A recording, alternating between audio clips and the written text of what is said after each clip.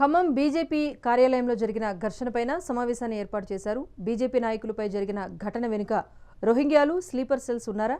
జాతీయ ర్యాలీ చేస్తే వారికొచ్చిన ఇబ్బంది ఏంటని బీజేపీ జిల్లా అధ్యక్షుడు నెల్లూరి కోటేశ్వరరావు ప్రశ్నించారు. ఇటువంటి ఘటనలు పునరావృతం కాకుండా చర్యలు తీసుకోవాలని సిపిని కోరామని, తాము ఛత్రపతి శివాజీ వారసులమని, తమ మీద దాడులకు ప్రయత్నిస్తే ప్రతిదాడులు తప్పవని హెచ్చరించారు.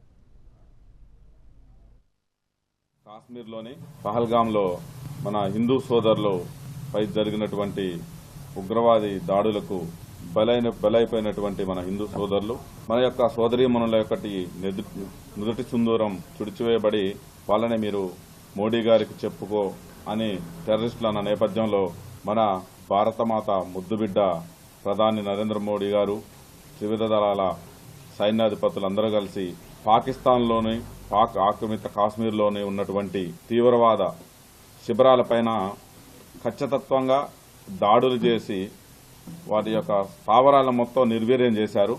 ఈ దాడులకు ప్రతిదాడులుగా పాకిస్తాన్ కూడా మన పైన డ్రోన్లు, మిసైల్ పంపించింది.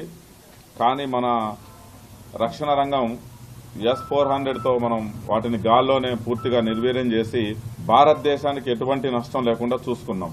ఇంకా వాళ్ళు అలాగనే డ్రోన్లు ప్రయోగిస్తున్న క్రమంలో భారత్ వాళ్ళ యొక్క రక్షణ వ్యవస్థ మీద, ఎయిర్ బేసుల మీద క్షిపణులతో దాడి చేసింది. వాళ్ళ రక్షణ వ్యవస్థ మొత్తం నిర్వీర్యం అయిపోయింది. దీంతో కాళ్లబేరానికి వచ్చినటువంటి పాకిస్తాను ఆపరేషన్ సింధూర్ కాల్పుల విరమణ చేయమని మన్ని బతిమిలాడుకున్న నేపథ్యంలో మనం తాత్కాలికంగా ఆపరేషన్ సింధూర్ కాల్పులు విరమించాం.